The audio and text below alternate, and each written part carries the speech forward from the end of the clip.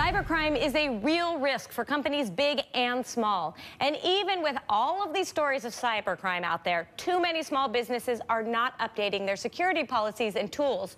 Do not start thinking about this once it's too late. I cannot stress that enough. It doesn't have to take a lot of money. It doesn't have to take a lot of time, but you have to take this seriously. Scott Schober is the president and CEO of Berkeley Veritronic Systems, a company that designs and manufactures security products. And Sean Karen is a director at West Monroe Partners Technology, Infrastructure, and Operations Practice based in Chicago. They're here to share some security measures that you must take to keep your business safe. Thank you so much for coming on the program.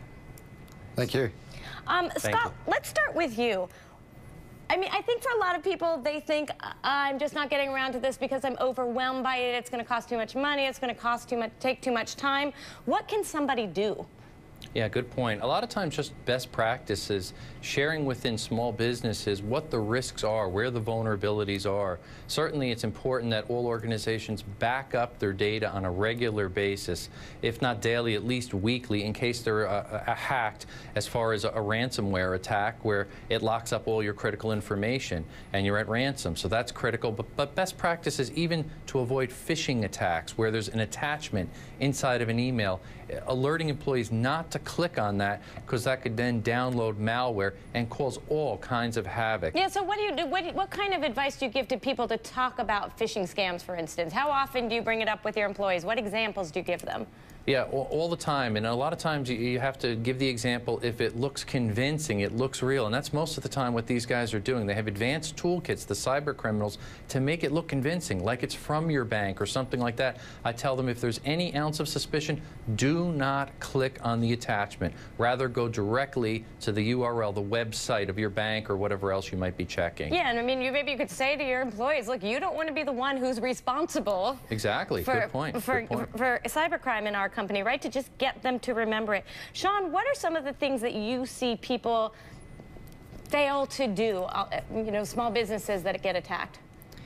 I think the first thing to consider with small business is understanding that the amount of money that they spend to protect their organisation is a lot less than the big players are. However, today there's a lot more access to tools through cloud computing and things like that they can access and deploy to protect the environment in the beginning.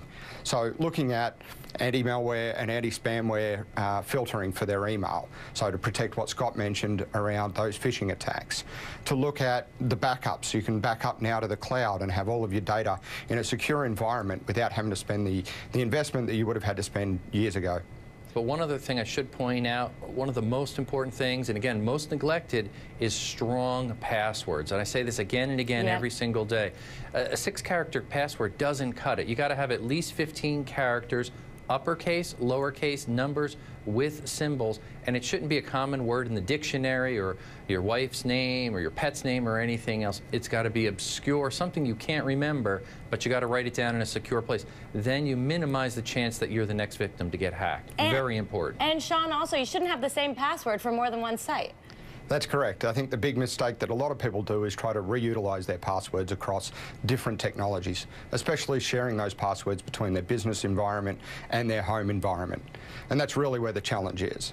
Right. Somebody told me a really good idea, which is create a sentence in your mind, right? Sentences are a great idea. Also using things like the last book you read or the last movie that you watched. Something along those lines that is easy enough for you to remember at the moment, but also provides you with the ability to add some of those special characters in. So you mentioned the @ symbol for an A, a 1 for an I, things like that that allow you to make it more of a difficult sentence for someone to guess using tools, but also something you can remember easily without having to write it down or to store it somewhere else. Okay, and Scott, I want to leave us with one last point, which is how often should you be doing an audit on your security systems and processes? Well, for small businesses, this is really something they should be doing on a quarterly basis at minimum. Depending upon the nature of your business, if it's financials or other things like that, where it's even more sensitive data, you probably want to do it more often, at least on a monthly basis. And it's nothing wrong with having an outside company even come in periodically to do a vulnerability test or penetration test to test how secure are your computer networks. All right.